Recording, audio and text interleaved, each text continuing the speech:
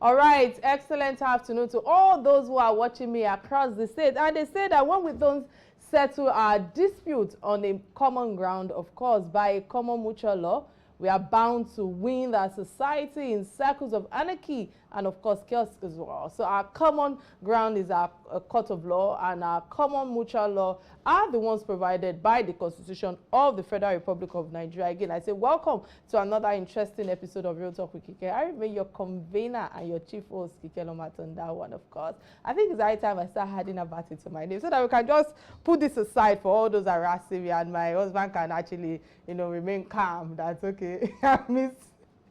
I'm his property, as they usually say, but I'm no one's property, just for jokes, guys. All right, enough of that. Let's swing into what On This Day in History has for us. Stay with me. I'll be right back.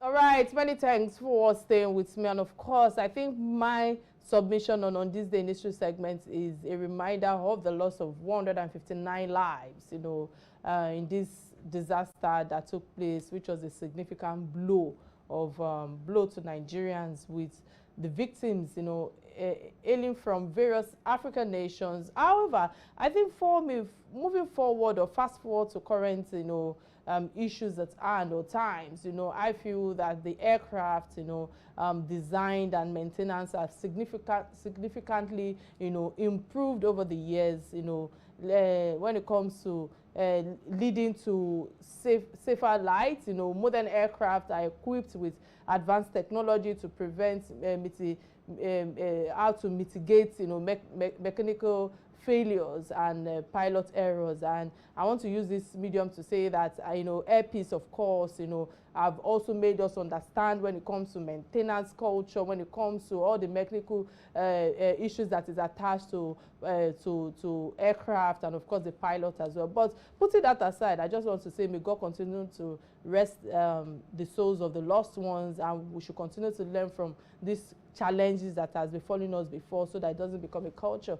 On this note, I think it's time for us to get a quick message from my sponsor. When I return, the main conversation will kick in. Stay with me. I'll be right back.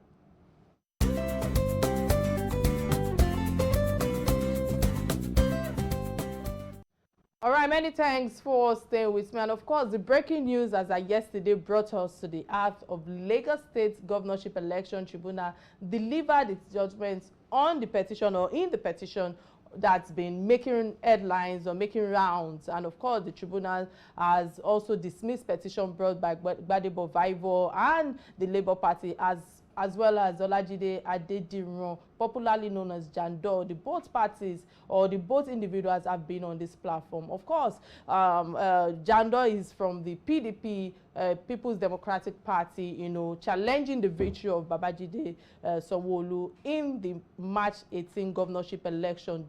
Justice Abdullahi announced the decision while delivering judgment on the objection raised by the correspond or respondents rather in the case, and there were a number of objections, during these proceedings of this case before pronouncement of judgment by the justice, presiding over the case.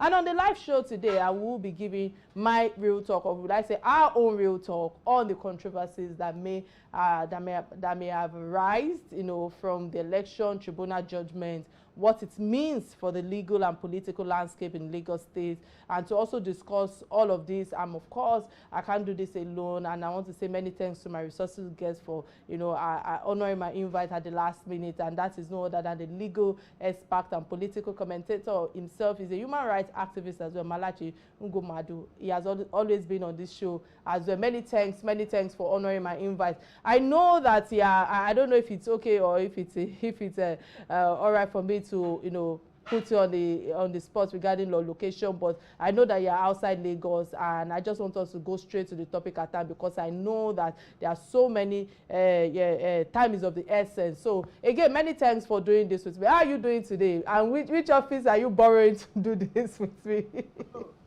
The first question I'm bringing to fall is, for us to understand, or bearing in mind that APC won at the Presidential Election Petition Tribunal. And I would like you to throw light on it. Is there any correlation between the Presidential Election Tribunal and the State Election Tribunal? Is there reasonable evidence to justify that the ruling party has more influence in the outcome of these tribunals? Well, first of all, let me thank you for the invitation, and I do hope that you can hear me, because of my I don't know if you can increase the volume at your end, if you can, because I can barely hear you. Can you hear me? I was going to tell you that I was under a summon by the almighty Kike, so I left Ogun State High Court, Shagamu, for that, and then drove down and luckily made it before 1, but for the network challenges. So I'm right in my chambers. I'm right in my office. If you see, I just managed to remove my bib and jacket and all of those. So I had your question, and I like to address it pointedly. Issues of election petition matters, whether at presidential level or gubernatorial level, including houses of assembly or national assembly election petitions, are regulated by 2 cardinal legislations. The one is the Constitution of the Federal Republic of Nigeria, 1999, as amended. That's our ground norm, from which every other legislation derives its power. And in this respect, I'm referencing the Electoral Act 2022. Now, the marked difference between the election petition in Lagos State that was just declared yesterday and the presidential election petition that was decided a few weeks ago is that, with respect to the Lagos State petition, the court came to the conclusion that what the petitioners brought before the court was a pre-election matter. So we have a pre-election matter, we have post-election matter, and we have election matters. And since they did not articulate their position before the election itself, the court did not find difficulty in coming to the conclusion that it was properly constituted. So that point needed to be established. With respect to your anxiety, I see the anxiety there, trying to know whether there is a nexus between the outcomes of this election and the power that be, that is the ruling political party APC. In all fairness to the judiciary, Nigerian judiciary, I want to say that doesn't exist. And I know I am speaking the mind of quite a number of my colleagues who are lawyers. And I also know that a lot more of Nigerians who are not as schooled and learned in the business of the judicial system, justice system, would think that there exists some nexus. No, You see, what the court decides are predicated on the facts of the matter, the body of evidence that are brought to bear on those facts. In other words, what evidence did you lead as a petitioner? Are they credible enough? Are they weighty enough? Were they able to sustain the facts that you have presented before the court? And then the court itself, in the evaluation of these facts and evidence, will therefore apply the law to those facts. This is how the judicial system and the justice system in Nigeria works. Do not forget it's adversarial, and it recognizes the contestation or juxtaposition of rights between the contending parties. So in response, in direct response is to say, no, I don't believe. Are there rooms for serious improvement in what we are doing? Certainly, I sincerely think there are, particularly regarding the democratization processes that lead to these election petitions we talk about. In other words, what is the degree of the internal democracy that is obtained within the political parties that go into election? To what extent are we able to play by the rules? What capacity does the election monitoring body have in ensuring that the game is played according to the rules? And of course, to what extent can the system curtail or moderate the transgressions of the politician, knowing, as always, and indeed all over the world, that it is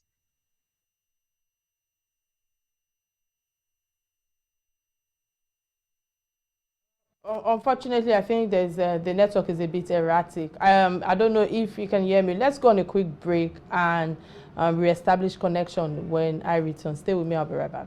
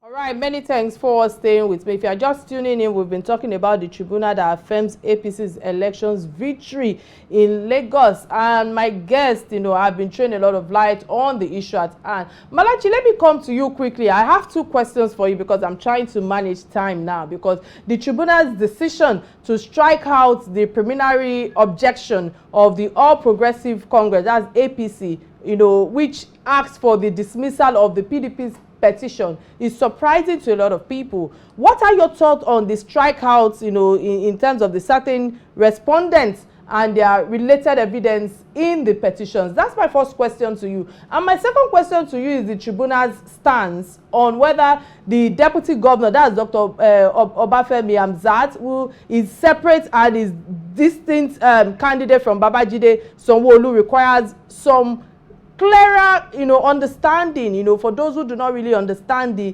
nitty-gritty of the legal terms. Should election petitions distinguish between candidates and their deputies when filing cases? Okay. Now, with respect to the first question you asked, I think what needs to be understood, particularly by ordinary Nigerians, is that the tribunal upheld the preliminary objection raised by the APC. And it was essentially on the ground that the petition itself was incompetent on so many fronts. The one was that, if you recall, the petition, the preliminary objection questioned the propriety of the PDP candidate, for instance, Adeniran, joining the Labour Party candidate, Rhodes-Vivour, in his own petition. The tribunal took the view, and correctly in my view, that election petitions are essentially between the winners and the losers, and that it was immaterial and of no moment to begin to drag a different political party into the election you are contesting between the declared winner and yourself. Of course, you can relate with that kind of logic to say that the dispute is not between you and the third party. The dispute is between you and the person who was declared the winner. I mentioned earlier that the concerns they also raised relating to the deputy governor candidature relate to pre-election matters. In other words, to what extent can you validly come within the purview of the Electoral Act with respect to what gives a course of action that gives rise to election petition, when you ought to have dealt with that before the election? That is what we categorize as pre-election matters. So on many fronts, you could see that the tribunal did not find much difficulty in coming to the conclusion that they did. But what is the good news for Mr. Adeniran? It is that the state election petition is not, it's just a court of first instance. It's a tribunal of first instance. They reserve a right within the law to appeal the decision and the judgment of the tribunal. For that elaborate submission. Right now I think I would like to ask you, because I feel that with all the issues at hand, and Adediran Jandor of PDP that says that it's quite unfortunate that the tribunal in its wisdom refused to accept the credible and convincing evidence presented by his legal team on the non-qualification of the APC and the Labour Party LP candidates in the election. From your own legal perspective on technical know-how, how do you think that there were credible evidences that were suppressed? Because sometimes I think that it's very easy for other parties to just come up with all sorts of assumptions. What's your take on this? What happened yesterday was that this matter was dismissed even at the preliminary stage. In other words, the basis upon which the case was thrown out were anchored on preliminary issues raised by the respondents, that is the APC.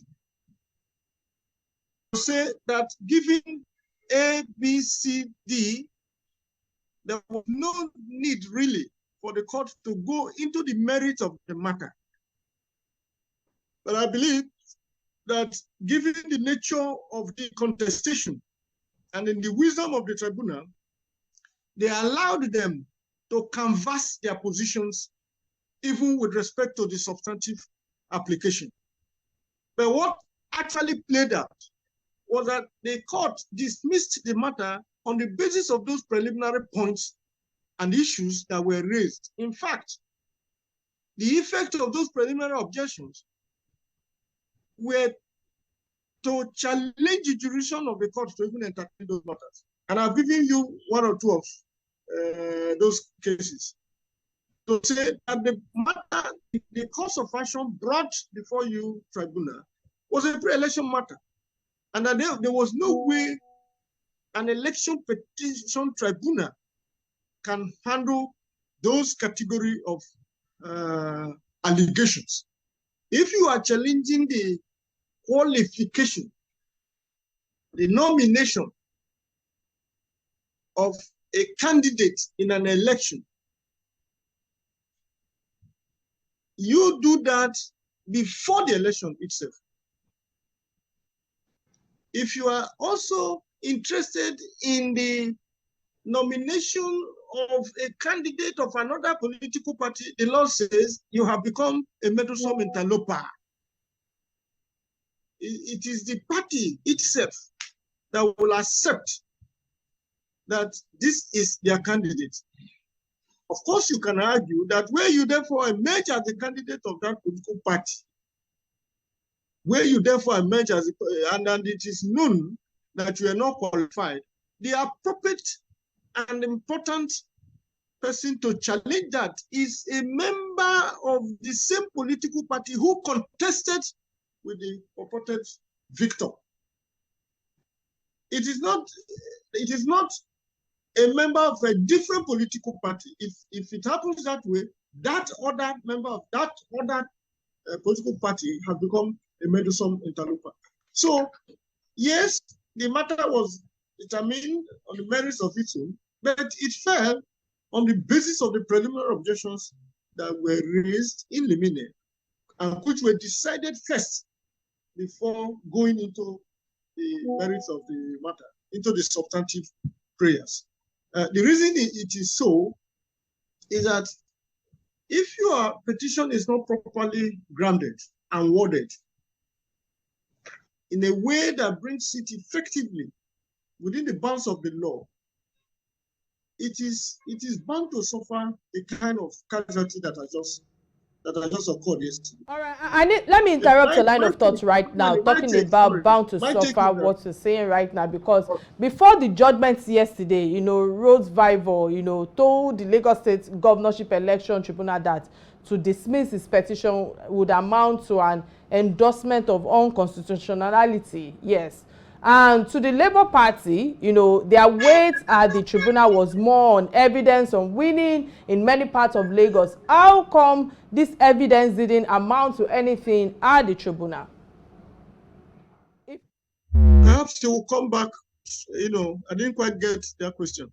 All right, so what I was saying is that with all that is happening right now, we could see that before the judgment yesterday, the Labour Party candidate, that is, what's his name again, Rhodes-Vivour, told the Governorship Election Tribunal that they should dismiss his petition would also amount to an endorsement of unconstitutionality that is going on in the country right now. So as far as they are concerned, they feel that their own party, that they have some weight when it comes to winning some states or majority places in Lagos State, and that amounts to them winning. What do you have to say to this?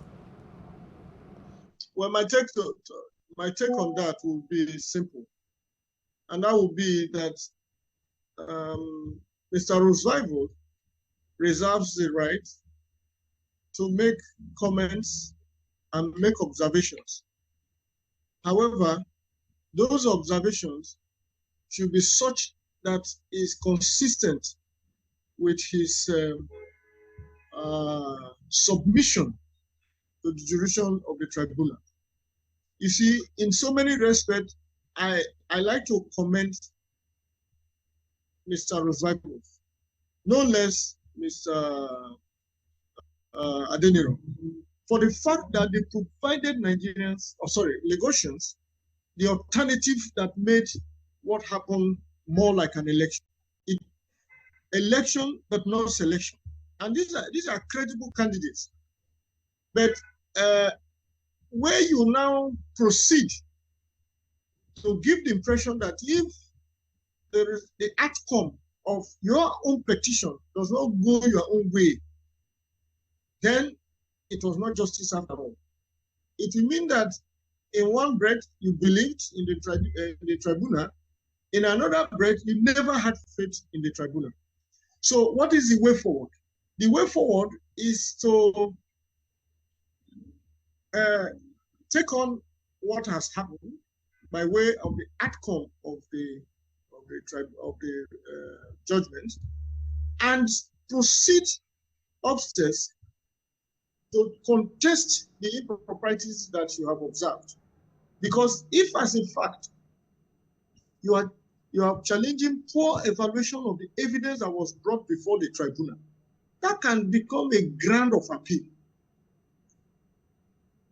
And rather than dissipate energy in a way that suggests that you no longer have faith in the judiciary to which you ran to in the first place, you mobilize the same energy to articulate your grounds of appeal in challenging the decision of the tribunal that I just handed over judgment. I think that is the way to go. And since they have indicated that they are going to upstairs, they should be commended. Rhodes-Vivour, I imagine, is a very young man. All right, many thanks for your submission. I wish I can touch on the role of the INEC, because many people are of the opinion that the INEC's decision or their roles or the roles they played also is the reason why quite a number of things are inconsistent right now. But moving away from that because of time, in your opinion, does the tribunal's judgment reflect a fair balance between the legal technicalities of the election petitions and the pursuit of justice? What's your take on this? Let us not be fixated about what goes on in the judiciary. It is an arm of government. The judiciary is not hanging in the air. It is a recognized arm of government all over the world. And in the same way and manner that you have the executive and the legislature, the judiciary has its own way and rules of operation. And what we do is also to assess assess justice through recognized procedures and processes. If you throw all of those to the wind, it becomes an aberration. In short, it becomes a travesty of the judgment you seek to obtain if you are unable to approach and assess justice through those known procedures. So it is in the form and manner of these procedures that you find the position of the law. So if, for instance, by no fault of anyone else other than yourself, you decided or failed to understand that a pre-election matter ought to come before the tribunal or panel or court before the elections, then that will not be the fault of whoever now raises it as an omission, as a fatal omission or a fatal mistake that has the capacity of discrediting all the efforts we make subsequently. In short, where it is interpreted that all of your efforts, however beautiful,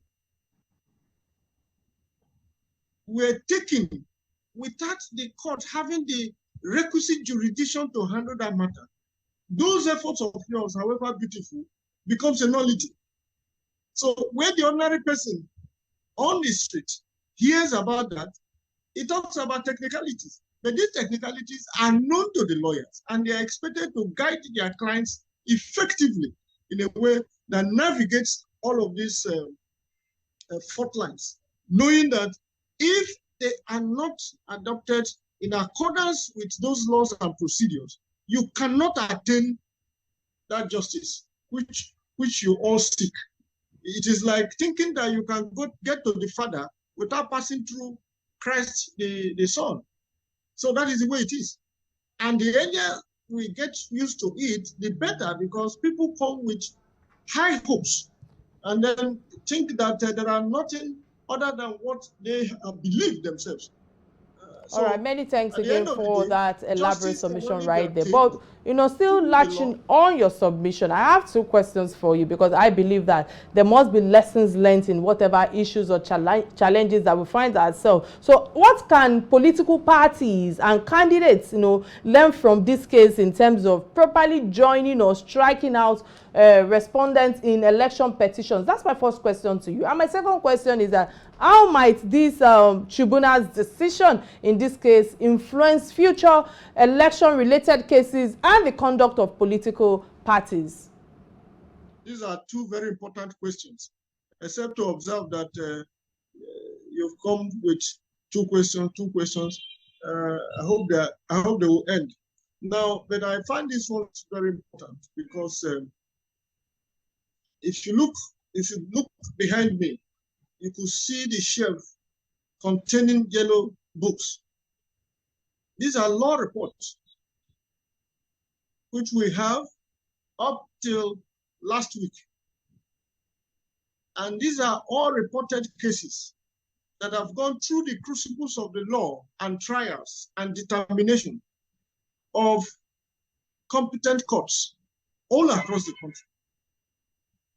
Now, what that means is that issues arising from each cycle of election dealing with election petition matters, different from divorce matters, land matters, aviation matters, admiralty matters, have had to come before the courts of justice in Nigeria, whether tribunal or regular courts. And what happens in these cases have become the position of the law. So the substantive law talks about you must bring pre-election matters before the election proper. And that is hanging in the air, as it were, being a piece of legislation that has not been tested. But once it becomes an issue in respect of which parties have joined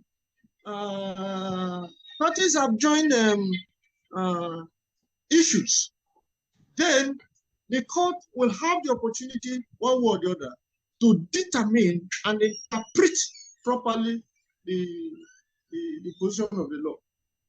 Now, and that leads me to your second question. The way it happens is that each cycle of election provides Nigerians, no less the legislature, with ample areas of concern. In short, if you take a dispassionate appraisal of what has happened this time, you will appreciate that there is huge resentment by the people of Nigeria, who probably had taken position and had felt in one way or the other regarding the election. These areas in which they showed these concerns have also come before the court. The court has made the impute by way of interpreting the law. You remember the position of the requirement of 25% of the total vote at the Federal Capital Territory, how it was divided, how it was decided. You remember the issue of uploading the results to the IRF, whether ambivalence as to whether it is a mandatory or discretionary exercise of INEC had become an issue. All of these have now been decided in the presidential election petition. So you read the substantive law, you are able to find a decided case to say there is no longer ambivalence. There are no two positions. With respect to this is the law that applies to it, and this is the position of the Supreme Court. This is how we have been growing our judiciary, growing the jurisprudence of the law, and taking firm positions as we deal with the nation building along election matters. But I understand the point you're making, and this is where I'm running up. We must do everything because the society is also getting weary. Awesome. The notion of justice disappears not at the point where you lose or win an election. It evaporates when the ordinary man on the street no longer have faith in what is happening in the court. That is our lesson of jurisprudence, of law. And therefore, before you get to that point, you must take measures, whether to ensure that not all the cases that come to court ought to come to court. Political parties in Nigeria have not fully metasized into the real meaning of political parties. We used to have it in the First Republic, but so long we have not had political parties as political parties in Nigeria. The role they play is by far more than a kind of hot air we hear these days without substance. In short, the business of INEC ought to be easier and simpler if we still had political parties that operate and indeed mean political parties, where ideas are synthesized, the public is mobilized along ideas, defining the ideologies of different political parties, and attracting people of like minds into their fold, and articulating their views through policies that can aid in governance. That's political parties. It's not about donating 100 billion and then taking, edging out your opponents one way or the other. So we need to deal with that. We need to consolidate on the idea of ensuring that litigation stops at some point. Right. It is not every matter that must Malachi, apologies that I have to interrupt your line of thoughts. Many thanks for all your insights thus far. It's been an interesting time with you on Real Talk with Kike show, and thank you so much for always honoring my invite. But before I let you go, there's this last segment, as you know, because you're familiar to this platform, that I refer to as trending stories. These are stories that bind us as Nigerians, as family. And the first trending story that caught my attention is that of the fire-gotten Supreme Court office. Festus Akonde speaks on documental evidences and all of that. And I'm glad that I'm taking this trending because as a lawyer, I think that I need your own insight on this. But first off, let me go before coming to you.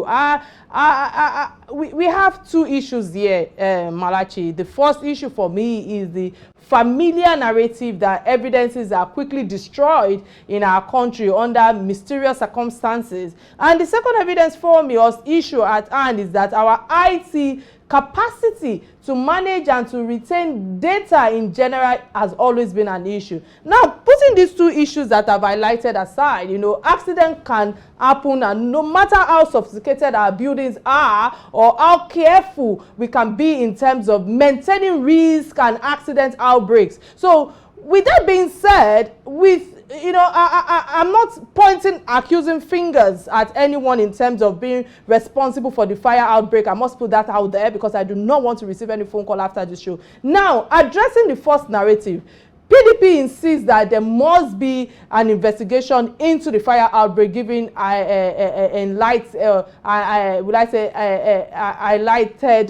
public apprehension of possible, arsonists, in terms of attack with the intent to cripple and frustrate the Supreme Court from effectively discharging its own constitutional duties, especially with regards to high-profile electoral cases, or including the presidential election appeals pending right now before it happens. But however, yes, the fire incident must be probed, and if foul play is established, they must be brought to books as a nation. We can't afford to allow a few people tamper with the judiciary or the legislative arms of the country, because there are a lot of governors that, you know, that must come to play. I'm being told that we need to wrap up now because of time. But if this part of our system is tampered with, I believe that we are headed towards chaos or destruction in our country. And secondly is the fact that I feel that regardless of the IT capacity in terms of data management and storage,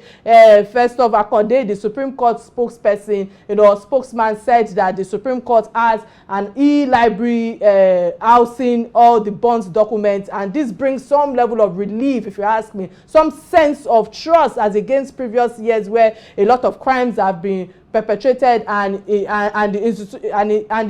institutions housing vital document get burnt. Nonetheless, I understand that we need to wrap up now, but let me just quickly dump this my line of thought. Our public office holders should remain true to the call of duty as required by their offices. This is the only thing that we can do to build trust of the citizens, and a reasonable example is what has led people to become self-established country of self-established, you know, court of law and police in some public issues. And of course, we see that on social media anytime public controversial issues arises. So if there is trust and people won't establish themselves as police lawmakers or will I say lawyers, of course there will be an issue at hand. I don't know if you can drop 30 seconds, if it's allowed to drop a minute comments, guys, before we round up the show. Malachi, quickly, what's your take on this? We need to wrap up.